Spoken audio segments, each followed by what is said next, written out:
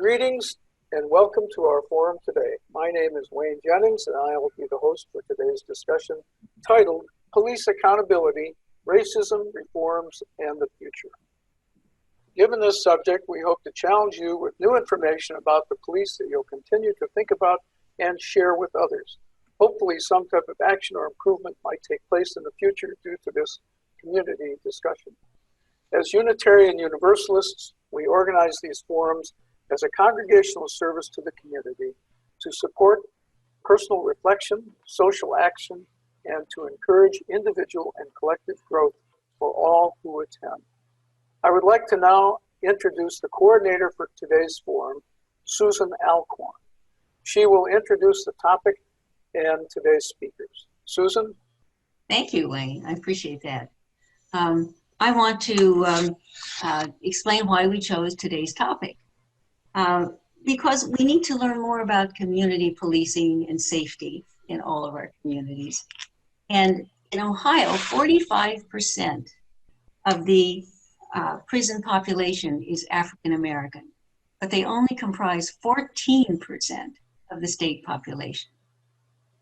The latest Gallup poll that I just read said that 40% of Black Americans who have had an interaction with the police, it turned out negative in terms of their overall assessment of the experience. This is a much higher rate than the 20% of white Americans who had a negative experience with the police.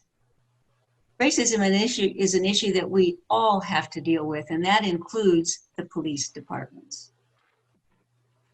We're hoping that this discussion can bring to light ways that the police can embrace reform and help create trust among themselves and the communities where they serve. I'm now going to introduce our speakers this morning. We're very, very fortunate to have them with us. Louis Katz, our moderator, is a law professor at the Case Western Reserve University School. He has received many accolades and awards for his teaching of criminal law and justice, and he's had a major impact on the growth and development of the law school itself. His teaching experience is really legendary. It's been over 50 years. Author or co-author of 9 books, his books and articles on criminal issues have been cited in more than 400 legal cases and by numerous courts, including the US Supreme Court. I think you'll find out that Mr. Katz is very passionate about the Fourth Amendment today. Our panelist here, next panelist, is Dr. Ronnie Dunn. He is an associate professor of sociology at the CSU College of Urban Affairs. He's also written books and many articles on crime, race, and the criminal justice system. He has contributed his expertise also to local initiatives on community safety. A member of the Ohio Community Police Advisory Board, he's also involved with efforts to address community police regulations and relations statewide and nationally. And our second panelist here is Kareem Henton. Mr. Henton is the co-founder of Black Lives Matter chapter here in Cleveland. And this is a real accomplishment since there's less than 20 Black Lives Matter chapters nationally. So we're lucky to have them with us. Mr. Henton felt compelled to be a police reform advocate after the unjustified shooting of Tamir Rice and other members of our community. Mr. Henton is also an organizer and a bail disruptor for the Cleveland Bail Project, a fairly new organization that has kept hundreds of people who could not afford bail out of jail. His on-the-ground experience with racism and the criminal justice system is invaluable in our discussion today. I will now turn this over to Mr. Katz, our moderator, and our panelists will each speak separately, and then they'll speak a little bit together, and then we'll have questions and answers around 10 o'clock. Mr. Katz. Thank you. I thank you for the opportunity to participate in this forum with Dr. Dunn and Mr. Henton. This morning, we have to take note of the tragic passing of Justice Ginsburg, a true fighter in the struggle for equality, along with very few Supreme Court justices in our history, like the original Justice Harlan, Earl Warren, Thurgood Marshall, and William Brennan. We will miss her greatly. I've been given the honor this morning of briefly presenting the background of our topic. If you feel like I am preaching, which would not be improper in this setting, at least I hope I am preaching to the choir. Among other examples, we should begin with 2 murders in Cleveland. In 2012, there was a ridiculous high-speed chase by many police cars through the streets of downtown Cleveland all the way to East Cleveland, ending in the murders of Timothy Russell and Melissa Williams, both unarmed, by 13 police officers who fired an obscene number of 137 shots into their car and bodies. In 2014, as already mentioned, 12-year-old Tamir Rice, who was playing with a realistic toy gun, was murdered by 2 police officers who drove up to the scene with guns ablazing. I said murder in both cases, but none of the officers were ever convicted, and in the Rice killing, no one was ever charged. America seemed to finally wake up this year to police killings of multiple African American men and women when Milwaukee police murdered George Floyd, also unarmed. Mr. Floyd was suffocated when a veteran police officer kneeled on his neck for 8 minutes and 46 seconds while 2 other officers held him down. There have been multiple police killings this year, as there have been thousands of white murders of African Americans for 401 years. We are aware of these murders today because of police body cams and bystanders' cell phones, where in the past our history and media generally accepted as truth claims that the dead had resisted or tried to flee. Those claims in most cases can no longer be made because of the visual record.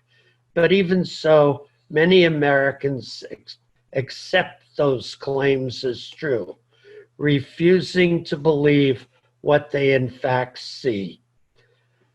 The refusal to believe what they see is the product of 400 years of American systemic racism, a condition which prevents America achieving its true greatness and deprives people of color liberty and the pursuit of happiness promised in the Declaration of Independence in 1776.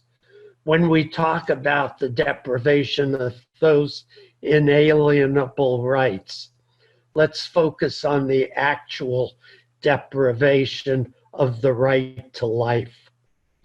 In 1619, just 12 years after the arrival of the first European colonists, the first enslaved people were imported against their will. We casually talk about the importation of enslaved people without focusing upon its real horror. How can a person justify in his or her own mind the ownership of another human being. He does so by mentally robbing the enslaved person of his humanity. Remember, the dehumanization was done by persons who thought of themselves as good, God-fearing people, such as George Washington and Thomas Jefferson. Such dehumanization allowed the white owner to justify in his mind the killing, raping, torturing, and working to death millions of enslaved people.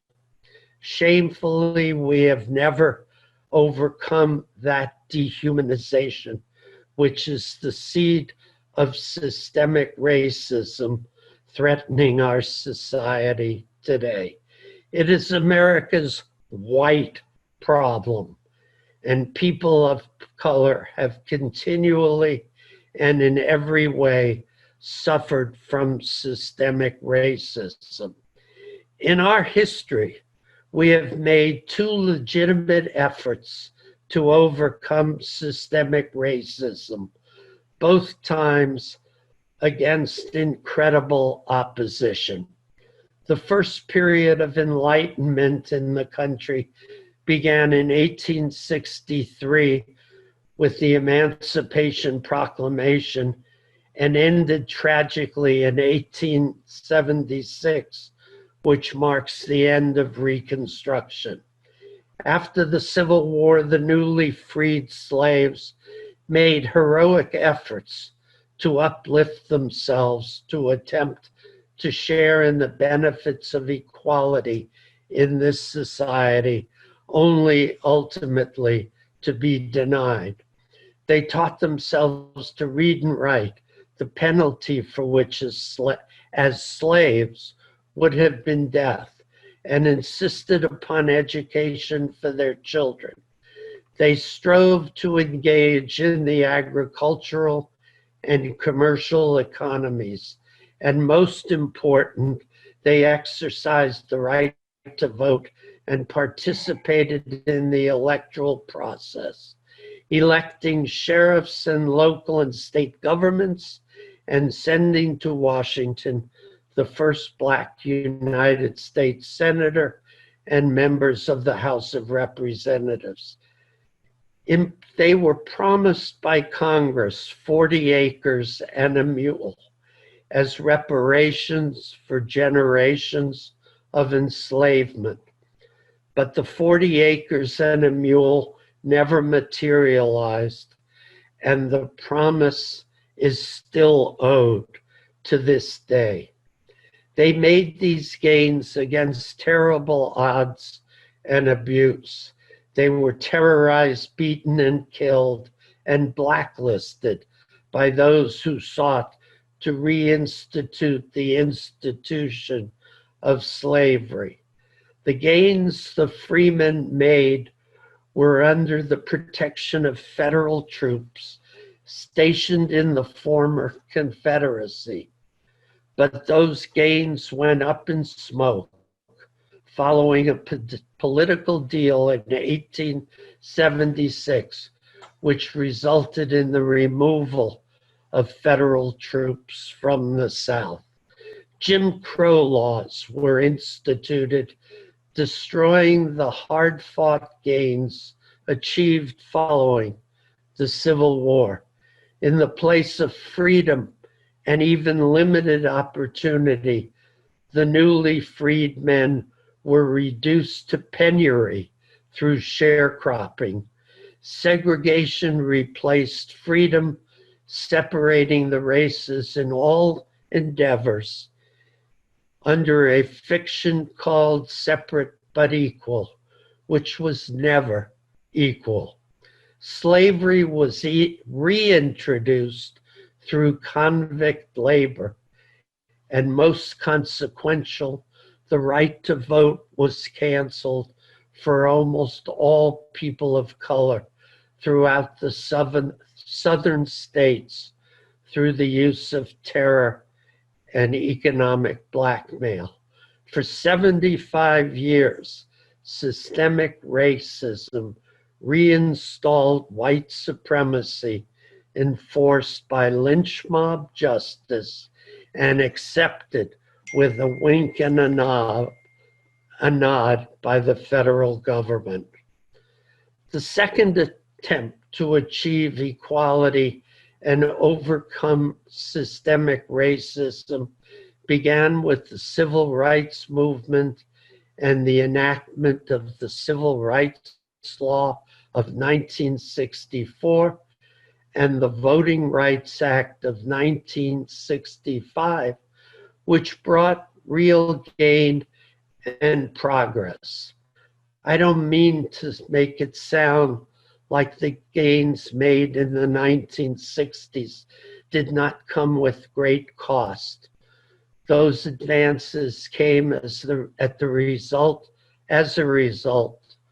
of the martyrdom of people like Medgar Evers, Cheney, Schwerner, and Goodman, and eventually President Kennedy, Martin Luther King, and Robert Kennedy.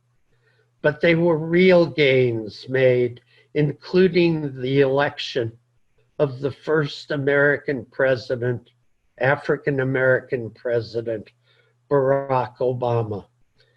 But systemic racism would not give way easily and seems, again, to have eventually prevailed. Even the legitimacy of President Obama's presidency was challenged by the so-called birther movement. His attempt to enact a modest step toward universal health care for all Americans was opposed by the Tea Party movement, whose ignorance is best illustrated by senior citizens carrying signs that said, "Keep government's hands off my Medicare." That movement gave new life to white supremacy hate groups. And the new Republican-controlled Senate refused to even consider President Obama's last nominee to the Supreme Court. Hopefully that act of spite might come back and bite them this year. The new conservative-dominated Supreme Court emasculated the Voting Rights Act, enabling new voter suppression laws aimed mostly at people of color.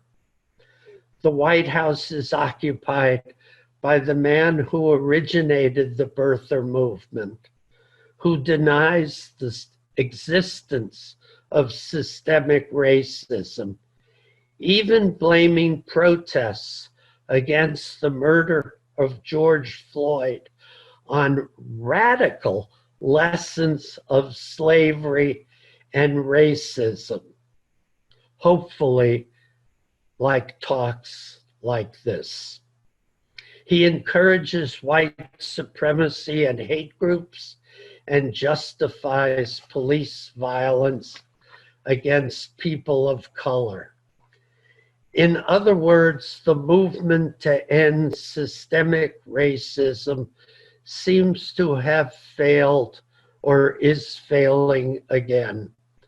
Evidence of that includes the shocking number of people of color unjustifiably killed by police throughout the country.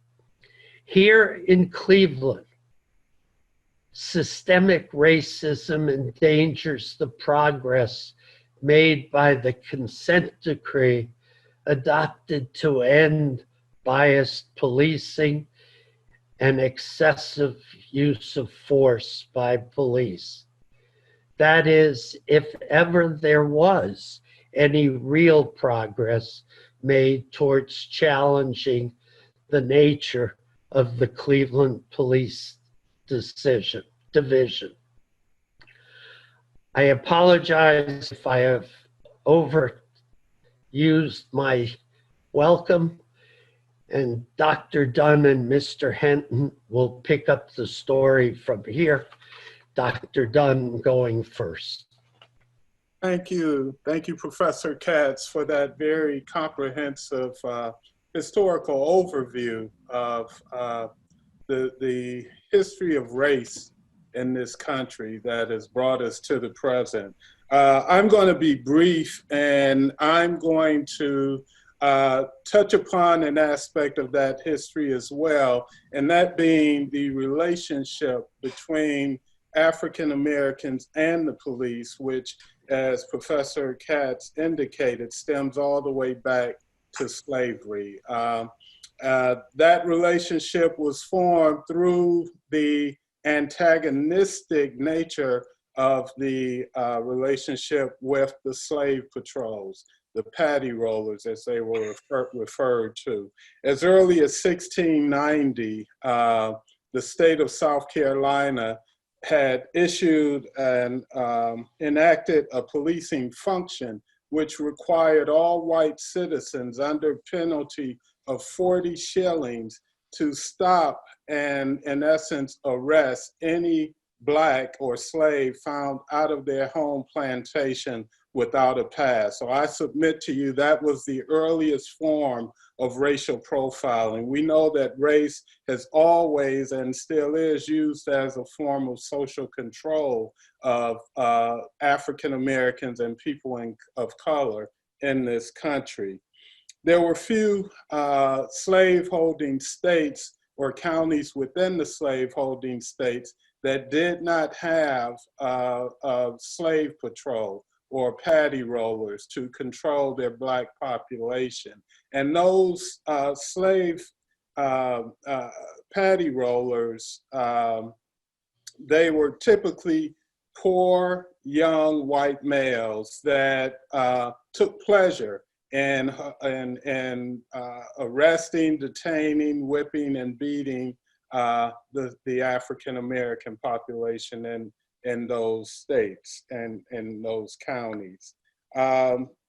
Sociologist Joe Fegan indicates that the issue of police violence stems from that period of Reconstruction, post-emancipation, during Reconstruction, where the former enslaved Blacks were now viewed as competition against the whites, with their now exercising their constitutional freedom. So we saw an increase of violence, extra legal violence in the form of the Ku Klux Klan hangings and lynchings as forms of intimidation, psychological intimidation against the Black population that actually increased during that time period.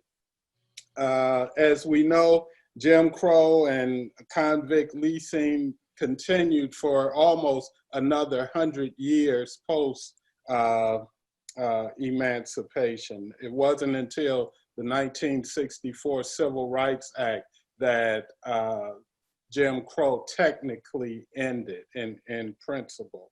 The police have played a significant role in that racial oppression of Blacks during that time. Sociologist Joe Fegan also indicates that the police, over 6,000 police were implicated in over 6,000 lynchings of African Americans from that period of Reconstruction up through the 1950s.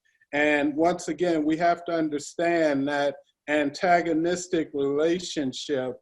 Even after slavery, the majority of Blacks remained in the South, the rural South, working as sharecroppers primarily up until the 1950s. So during the midst of the second wave of the Great Black Migration, which saw more than 6 million Blacks migrate to the urban North and to the West out of the rural South. And that relationship came with them, because once they arrived in what they saw as the promised land in cities such as Cleveland, they then found themselves confronted with a more subtle but just as insidious form of racism. And they found themselves segregated into the Black neighborhoods that had been designated for Blacks, both through mortgage lending, through redlining, through the banking industry, and then by racial violence as well. And in Cleveland, that neighborhood primarily for Blacks was the Central neighborhood. It was the first identifiably Black neighborhood in Cleveland. And ultimately, as the population continued to grow, it branched out and expanded over into Huff and the Glenville neighborhoods. Now, to bring us up to the present and the relationship between Blacks in Cleveland and the police, we know that, and mind you, there had always been resistance on the part of the African American community, but once Blacks arrived in the North and became confined and segregated in these deplorable living conditions in these ghettoized neighborhoods, it ultimately led to riots or uprisings. And in Cleveland, we had two. We had the Huff Uprising in 1966, and then in 68, we had the Glenville Shootout between Black nationalists and the Cleveland Police Department. Now, there's something unique about Cleveland, and we have a rich history, and we always pride ourselves on the fact that we were the first major city to elect an African-American mayor in 1967. Now, Stokes' election was due to, in large part, to the Huff Uprising. And he cites that in his autobiography, because the white business community saw his candidacy as an insurance policy against future racial unrest. As we know, 10 months into his first administration, we had the Glenville Shootout, which dissipated a lot of that white support. And from that stemmed the Cleveland Police Patrolmen's Association. You can go to their website to this day, and on there they have the history, and they cite the Glenville Uprising as the origins of their organization. And we know they are the biggest opponent and obstacle and barrier to date of effective police reform. So there's a lot more I could add, but at this point, in the sake of time, I'm going to end my comments here, and I think Professor Katz will then bring on my fellow panelist, Mr. Henton, whom I'm pleased to be on this panel with both of these gentlemen this morning. Thank you. Kareem, if you will. All righty. Good morning, and thank you, everyone. It's a pleasure to be here, be able to share my thoughts and perspective. What I really wanted to touch on this morning was, a common sentiment that, we hear again and again after the various police shootings, and it's something along the lines of comply. Why don't you comply?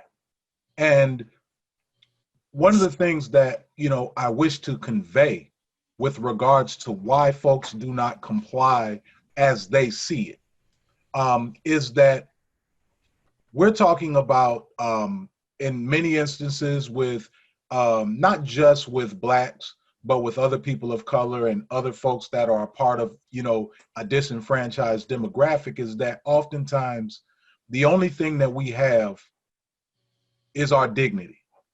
We don't have possessions. We don't have much in the way of possessions.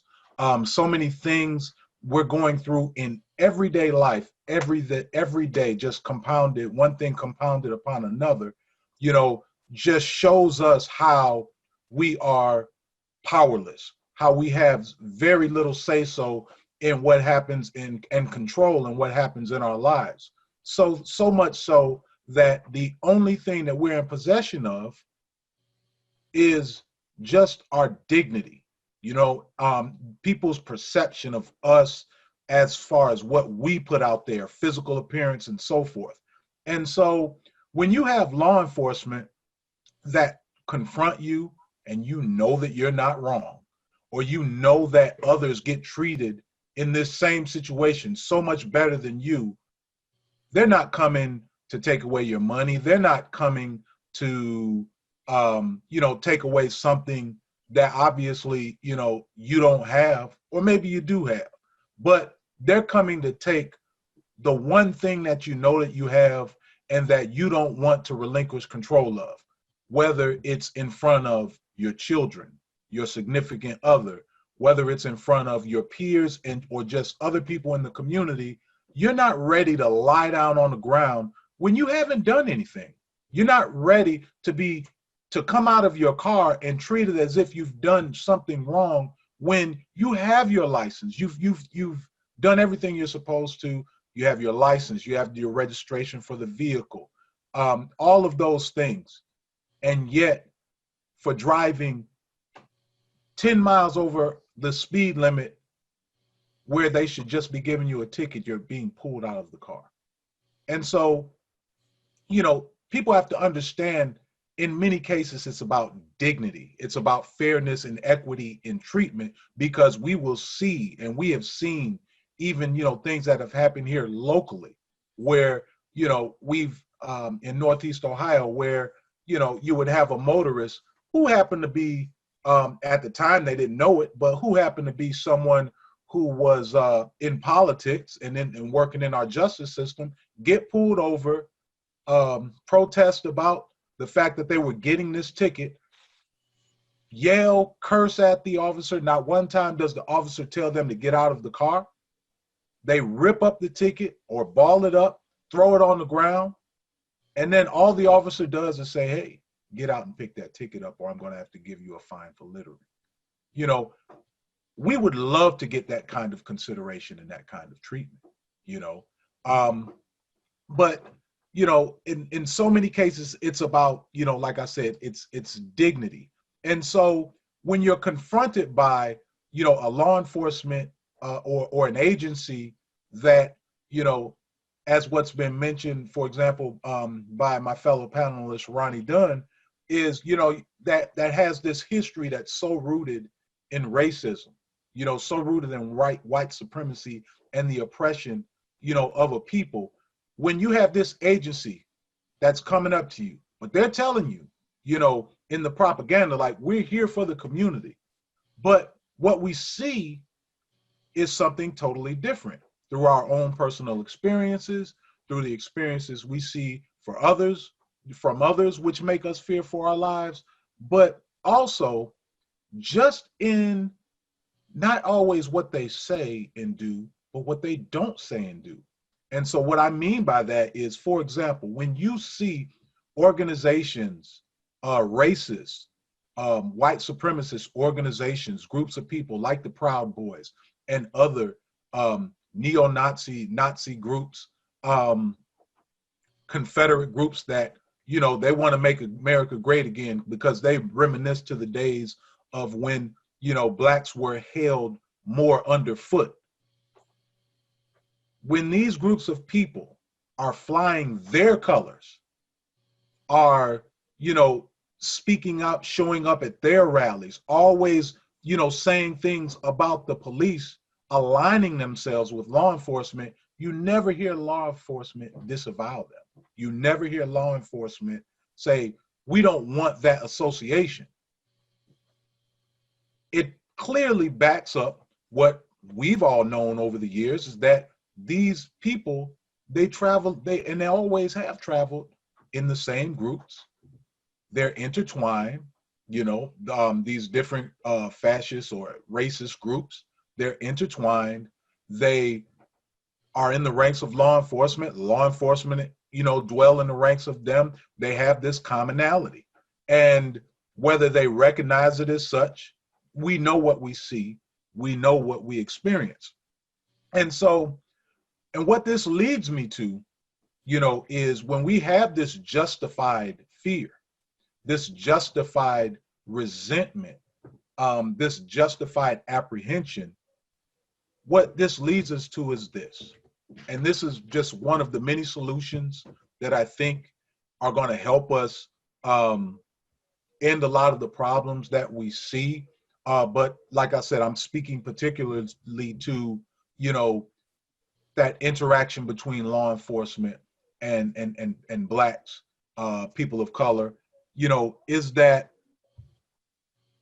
we have a specific need for not a one-size-fits-all type of this de-escalation. We have a need for a group or demographic specific de-escalation, not a one-size-fits-all general course in how to de-escalate. Because when you're not specific, what you leave room, what happens is, like, because you're giving a training in de-escalation, the average officer knows that, hey, if I do the opposite, I can escalate it. And so they really need to be made more sensitive to what this really is, because you're just giving them this course and that's how they view it.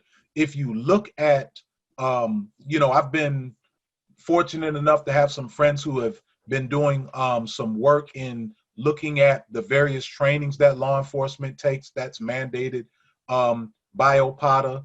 And, when you look at the time that they spend on these trainings, you'll have a 30 or 45-minute video that they have to watch. And oftentimes you see they've only spent 7 minutes on that video. It shows you how seriously they take this stuff. But when you have, a course being taught that's explaining the very things that you've heard, Mr. Dunn and Mr. Katz mention, it gives them perspective. It gives them context to understand the things that they're experiencing. So when you have that knowledge and you encounter me, the specific ways in which you can make me understand I am not one of those. But by coming to me with this, me boss, you not type of operation or method of interaction with me, what you're doing is you're showing me you're just like the rest. So when we talk about, demographic, specific type training, yeah, understanding that history, understanding why we have a justified apprehension and fear for law enforcement. But not just, us, but I'm talking about members of the LGBTQ. They have to be treated with a certain amount of respect and sensitivity. I'm talking about women. You can't come to women. You're talking about women who have suffered at the hands of men. They just see another man. They have suffered, maybe been, if not abused, just ignored their fears, and the abuses just ignored or not handled in the right way by people in uniform. How do you address them? They need to be sensitized to that so that they make folks understand, I'm here for you and I'm here with you, not I'm here against you, And so, and that's just, some of the folks or some of the demographics, people that have language barriers. There are tactics which you can use to be able to communicate or to de-escalate and calm a person down when you don't speak their same language, so that they understand that you're here to help them or to rectify a particular situation. But when there's that language barrier there and they don't understand you and you're not understanding what they're saying, but you can show them the patience to say, hey, look, just be quiet. I'm going to get in contact with somebody. They're going to come here and then they're going to talk so that we can get, to be able to do something like that, that de-escalates, that calms it down. And then, think about, those people that are, that have certain disabilities or under the influence, in which you need to exercise a certain amount of patience and tact. I think that a one size fits all approach at de-escalation is not the way to go. And so, with that, I'm just going to close. Like I said, that's one of many solutions that that if they really wanted to make things better and address, what's going on between the community and law enforcement, then, if they were really serious about doing better and gaining some understanding, these are the things that they would do. So with that, I'm going to close. Thank you for having me. Thank you very much for all of your comments. It is now time for questions and answers. And I just want to make the point that if you don't know where your Q&A button is on your screen or your smartphone, please look at the top, the bottom, the side. It can be various places, but we do want to hear your questions, and you have to type them in. And I want to mention one other thing called the chat box. And if you want to be on a list to receive notices of upcoming forums, please put your name and email in the chat box that's also on your screen. So with this, I'm going to turn it over to Ken Fries, and he will choose the questions and then choose which panelist that he thinks should answer them. So anyway, that's where we are, and I appreciate your attendance, and we'll now open the discussion for questions and answers. Okay. Thanks, Susan, for pointing that out, because some questions are popping up in the chat area, which is fine. I'm going to cover everything. On the Q&A area for Zoom, we have really a comment that the panelists can respond to, but local issues related to criminal legal reform can be found on Facebook with the ACLU, and UUCC has a very big presence in that. So if any of the panelists would like to comment, but I can go.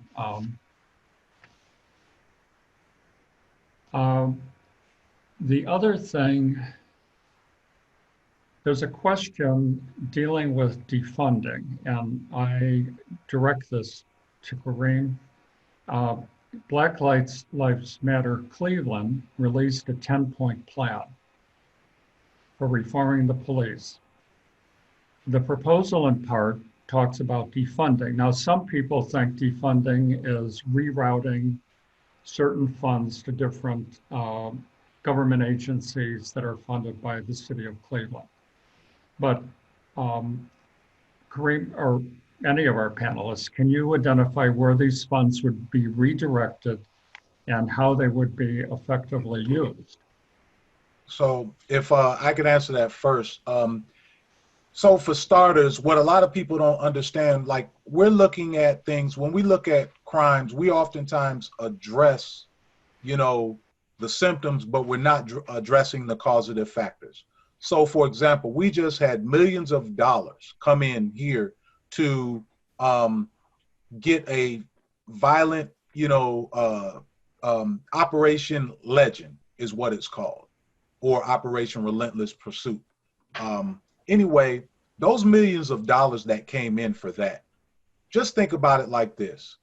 Those millions of dollars should have been going to our schools, because you have to look at the schools and the conditions surrounding our young people who don't have all of the programming in schools, from vocational programming to having those who can identify and help address the many problems that our young people are having to are being confronted with.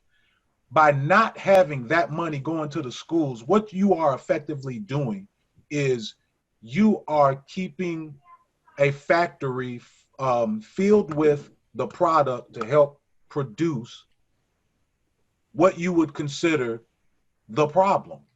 And I'm not, and what I'm saying is that I'm not looking at our youth as the problem, but our youth and so many people, them coming with what's happening when they get left behind by, an inadequate school system and just inadequate city services, what happens is what you see. You know what I mean? And so we see this continuation in the cycle of poverty. We see this continuation of crimes of poverty.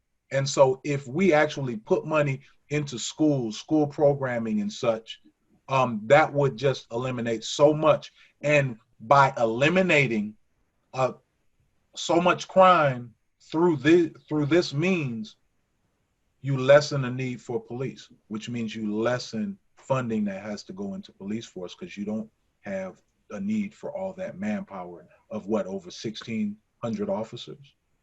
Thanks. Mr. Fries, if I might join on that question. There was in the last couple of weeks, and I don't know where it was, where it occurred, a police killing of a young man who was mentally challenged and who was naked in the street. And so we called on the police to handle that problem, which they, of course, handled terribly and ended up killing this man by putting some sort of bag over his head and suffocating him. Just this last week on NPR, there was an interview with someone in Oslo, Sweden, who talked about the use of mental health ambulances as part of the money that was previously provided to the police. And in a case as the one I just cited, if there had been a mental health ambulance where people who were trained to deal with people with such problems, that young man might be alive today. That's what's meant by defunding, taking some of the resources that we provide to the police and providing those resources to alternative sources that are more equipped to deal with some of the problems that we now ask police to handle. Yes, and if I could add to that, as Kareem indicated, addressing the root causes of crime. Let's not forget that the Ohio Supreme Court has ruled, I think, 4 times that the way we fund education in Ohio is unconstitutional. Yet we have not done anything to address that. And we know that our urban school districts overwhelmingly are underfunded and undersupported. And now we have voucher and charter schools that are siphoning off more of those funds that go towards public education. So let's address the root causes of crime and the conditions on the front end, instead of criminalizing not only a population of people, but a community. And mind you, Cleveland was just designated the most impoverished big city in the nation. And we've always been near or at the top of that list over at least the past decade or so. I recall when Hurricane Katrina hit, and I forget the precise year, maybe 04 or 05, we were tied with New Orleans as far as our poverty rate. And I told my students at that time, if a natural disaster of some sort of that magnitude were to hit Cleveland, you would likely see the same type of images and conditions that you see on your TV screen, because those pockets of poverty are concentrated on the east side of this city and county, in the predominantly Black and brown communities. And the police, while we're focusing on police reform, they're just the tip of the iceberg, because the police are the most ubiquitous and frequent contact or agents of the state that the average citizen comes into contact with. And overwhelmingly, those interactions come in the context of a traffic stop. And for those that are familiar with my research and work, that is why I focus on the front end of that criminal justice continuum with racial profiling in particular. If we can preclude those unlawful, unjust, unnecessary interactions that are occurring on the front end of the criminal justice system at that initial point of contact, then we can diminish some of the additional racial injustices or inequities that are found at each decision point throughout the criminal justice system. And for those that aren't aware, that was the intent behind the use of traffic cameras or in the city of Cleveland when they were introduced. That stemmed from my racial profiling research on policing practices and ticketing patterns in the city of Cleveland as a result of my dissertation. And as we know, they then went across the state. But the way those cameras were administered, and I say this and I'm going to stop, those cameras, while I understand the way the city of Cleveland administered them, only compounded the racial disparities by concentrating them on the east side of the city. But in and of itself, that can be an effective means of diminishing those unnecessary stops because it removes that human bias and subjectivity. Those cameras, if properly calibrated, and placed in the right locations where the volume of traffic or school districts or the majority of accidents occur, can then reduce the number of those interactions that can go awry and lead to a deadly confrontation between Blacks and the police. But I'm going to say this and stop. When we talk about reform, we have yet to enter, and if we're serious, for me, the fundamental component is racial profiling legislation. First, prohibiting the use of racial profiling and stopping, not only in traffic stops, pedestrian stops as well, and then requiring the collection of demographic data on all police-initiated stops of citizens. You have to be able to measure it to determine the magnitude of the problem and then address it. To me, there are other mechanisms that can be implemented, but that is where you begin to transform the nature of that relationship and begin to build trust with those impacted communities. But it's going to take time. But for me, that's fundamental. Thank you. Over 10 years ago, the Ohio legislature rejected legislation which would have required police departments to keep such records to establish how much police profiling there is throughout the state. They didn't want to know the answer to that. Yeah.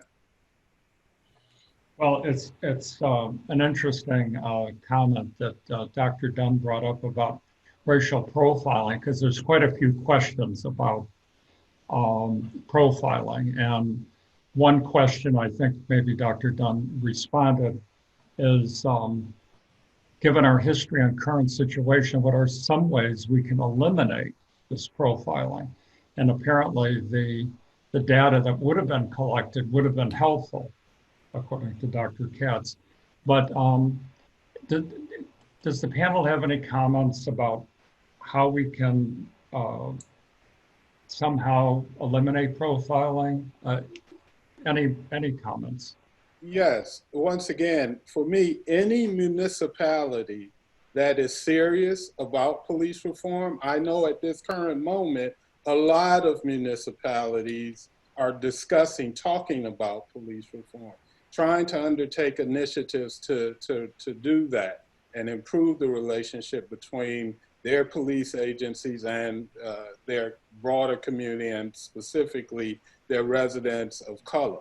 Well, for me, once again, it starts with racial profiling legislation. You can do all the other stuff, but to me, that's just, fiddling around the edges, if you were at the margins. If you're serious about it, that legislation is fundamental, and you build from there.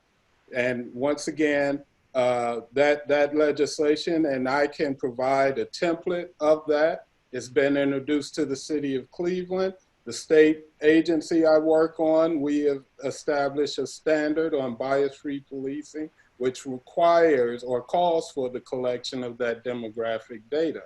Well, it should have both a prohibition against it, and it should spell out all of those demographic variables and protected groups in particular that should not be considerations as to whether the police initiate a stop. And then secondly, the second component or clause will require the uniform collection of demographic data, and that is spelled out as well. Myself and James Hardiman, who at the time was the legal director of the ACLU of Ohio, developed a legislation that we provided to municipalities throughout Ohio, and he was the director of the ACLU and president of the NAACP. I have gone to Washington going all the way back to the 90s, calling for racial profiling legislation that was introduced by the late Congressman John Conyers every year since 1998. And we still do not have that legislation at the federal level, at the state, nor the local level in the city of Cleveland. So I submit for all these municipalities now discussing undertaking police reform, that is the bedrock component that should be at the base of their work.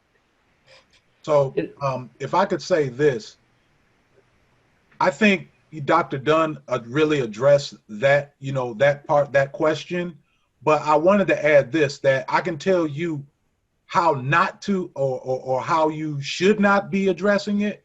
You should not be addressing the issue of profiling by doing what Cleveland is currently doing, by taking that money and putting out and being a part of this Operation Legend Task Force. Because if they're supposed to be doing preemptive work at dealing with getting guns off the streets and stopping the violence, so much of what they're doing, or the tactics which they are using, has everything to do with stop and frisk, has everything to do with broken windows type policing, because they're not stopping crimes. They're not stopping crimes from happening. What they're doing is they are increasing interactions with the public, so that individuals like myself, if I'm walking to the store, if I'm driving to the store, I have to have an interaction with law enforcement because I fit a certain profile. This is what they're doing. They're stopping people that fit certain profiles. And if you think I'm lying, all you have to do is check, and you will see that there's an increased number of people who are currently going into the county jail that have CCW charges and or carrying a concealed weapon. And while some folks might think, oh, that's a good thing, but the thing is, what is the pretense in which they were stopped?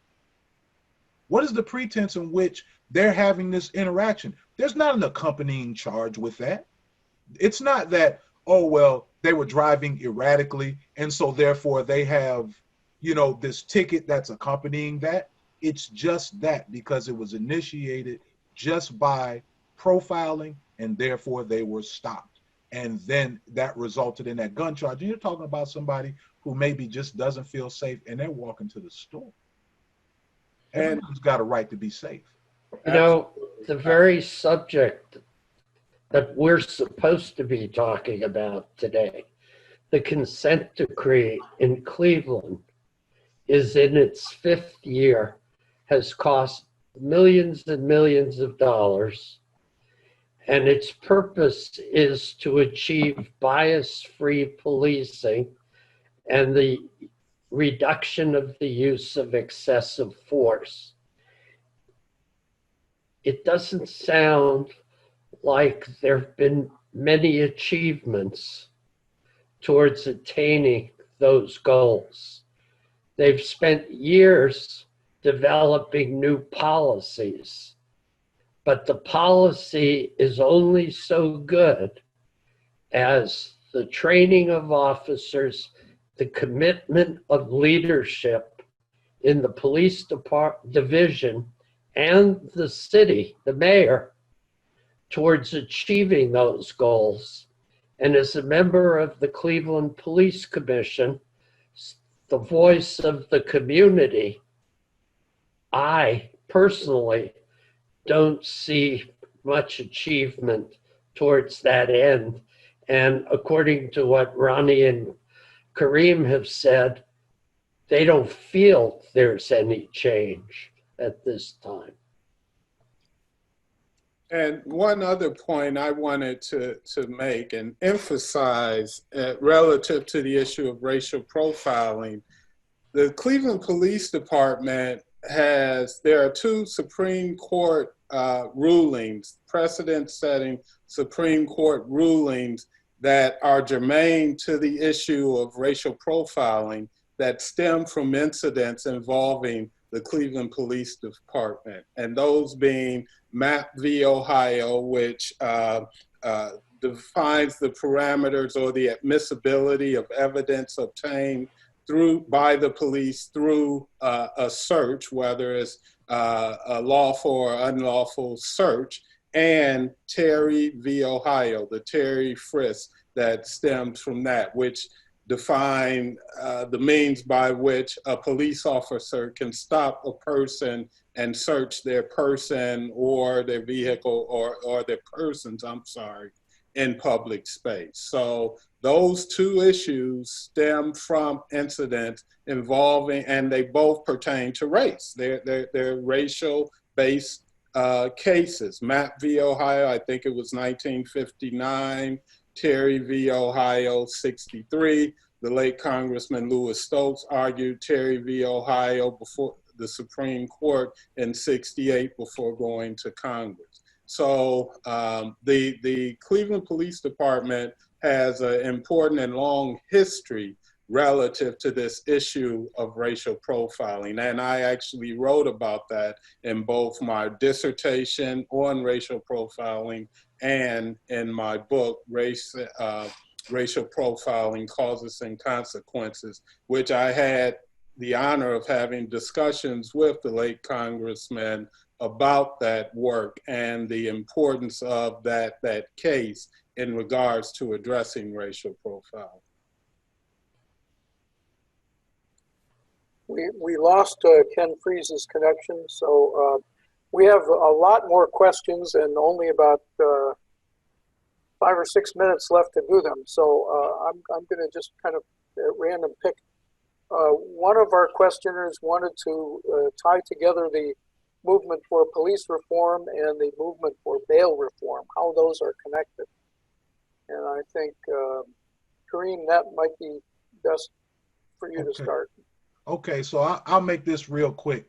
Just understand with regards to how police reform is connected with bail reform, it's real simple, really, really, really simple. And it's this, that bail is influenced by that first contact with law enforcement. When they overcharge a citizen, that helps to interpret or determine what that bail is going to be. So when these citizens get overcharged, when they have an interaction with law enforcement and all they did was yank their hand away from an officer who's trying to grab them and maybe being a bit overly aggressive, when you charge that citizen who just pulled their arm away with assault, see, it starts there. So they're very, and we can go deeper. But that is the initial start of it. And when you have a judge who has this unconditional support for law enforcement, it loves getting endorsements from the police unions, which really biases them and creates a certain level of influence with law enforcement that we should not have. These judges are going to, and of course not all, but many judges are going to allow that to influence their decision making. So that is part of what influences them to initiate these high bonds that eventually, when they leave out of the municipalities, you know, they start off with a $50,000 bond or a $100,000 bond. But then when it comes over into the common pleas court, it gets reduced to a $5,000 bond at 10%, where you're only spending about $585 to get them out. But if they wanted to get, Nonetheless, as Dr. Dunn and I know, the data shows that the bond set for African Americans is generally at least 33% higher than for white defendants in criminal courts throughout the state. Mhm. Okay, thank you. We've got about 20 more questions and about 3 minutes to do them. So here's one about the hiring practice for police candidates. It's a broad question, but how do you root out the candidates who have tendencies to be bad, white supremacy candidates and control problems or anger issues, or anything that might make them into a bad police officer? I don't think they do an adequate job of vetting. As we saw when Tamir Rice was killed, the officer who shot the gun had been fired from another police department in this area. And the Cleveland police, in hiring him, wasn't even aware of that because they didn't make the effort to find out. Mm-hmm. And as we know, the governor and the attorney general have proposed establishing a licensure as well as a database for officers that have been fired for just cause, so that they can preclude what Professor Katz just indicated, that hopping from agency to agency before being fired. And the federal legislation, the George Floyd Police Reform Act, entails that establishment of a statewide, a national database of decertified officers as well. And I think we need to incorporate implicit bias training or screening, as part of the screening process, psychological testing as part of the screening process for police candidates or in the academy or those applying to be police. So we need to do a more thorough job in screening, psychological screening. We're not too many years away from the time when the Cleveland Police Division, just like police departments all over the country, overtly discriminated and only hired white candidates. And so there's this makeup. We need to make police forces look like the community in which they are policing. I wanted to add this real quick. Here locally, here in Cleveland, we have, for example, a police chief who has every right to, but never uses that right to be a part of the interview process. And so therefore, he never takes the opportunity to say, hey, this is what will not be tolerated on my police force. And so then what happens as a result, one of the results is the fact that you will have officers who are candidates, cadets, they are a blank canvas. And they go to these officers that are training them, and they take in what those officers train them with as far as the bias type of policing, the racism, the corrupt and abusive culture. All that gets put onto that blank canvas, and we never had a chief try to circumvent that by placing any kind of warnings or to even just interview them to get a vibe from them as, to if that's going to be a good candidate or not. And the last thing I'll say is this right here. We have officers that they know are very aggressive, very racist, or I'm not going to say racist but I'll say that they are very racially insensitive. And these are the types of officers that we have doing the trainings to the police recruits. For example, Officer Miller, okay, that is supposed to be in charge of sensitivity or diversity training over there. So as long as we got that going on, they're disingenuous when they're trying to be so sensitive and inclusive and trying to better things with the police force and with the community. And one last point I'd like to make, and Kareem touched on it earlier, relative to de-escalation and cultural sensitivity training, that now there's a cottage industry.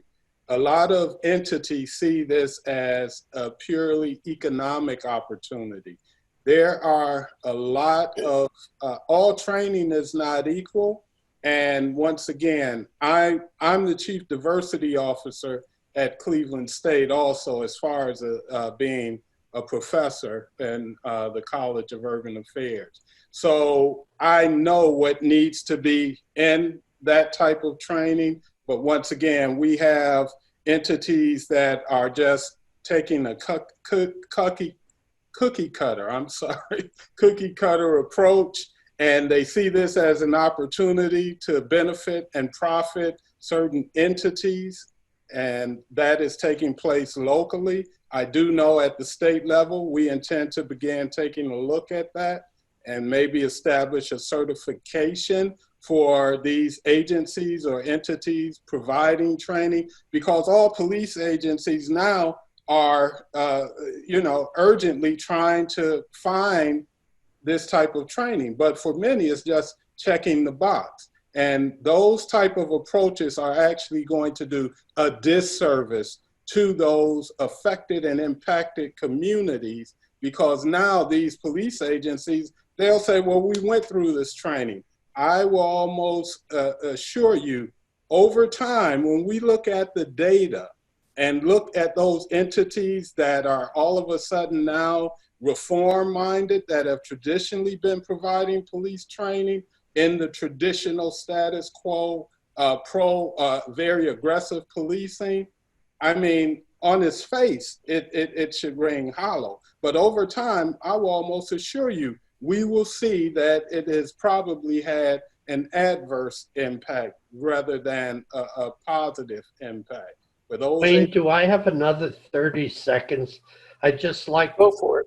I'd like to call attention to the fact that police in this city are hostile to young people. They consider them trash. They consider them the enemy. And while we are talking and they talk a good game about bias-free policing, when they deal with young people of color on the streets, that goes out the window and the old practices prevail. We are out of time, and I'm going to turn this over to Susan Alcorn for closing remarks and to thank our speakers. We couldn't hear you, Wayne. Thank you. I want to thank, can you all hear me now? Yes. Yes. Okay. I want to thank all of our speakers this morning for excellent presentations on racism and the police accountability and reform in our communities and in our justice system. We do appreciate your expertise, your experience, and your commitment. Thank you very much. We do appreciate it.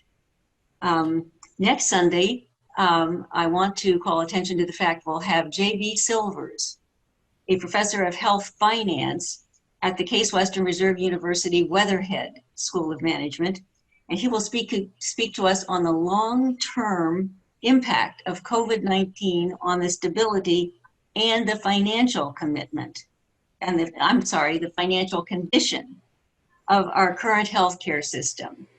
I can guarantee you this is going to be an excellent discussion and one that we need to be informed on. I want to again remind people that if they want to be on our list of reminders for our upcoming forums, to use the chat box to leave your name and address.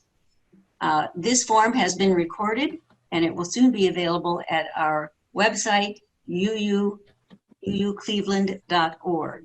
Now, the website is currently undergoing a revision, and so it won't be up there just in the next few days or anything. It'll be after the revision is completed, but it will be there.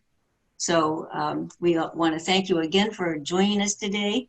We sincerely appreciate all of you speakers and the audience for being part of our discussion. Thank you very much. Thank you for having us. Thank you. Thank you. Been a pleasure. Thank you for having me. Thank you.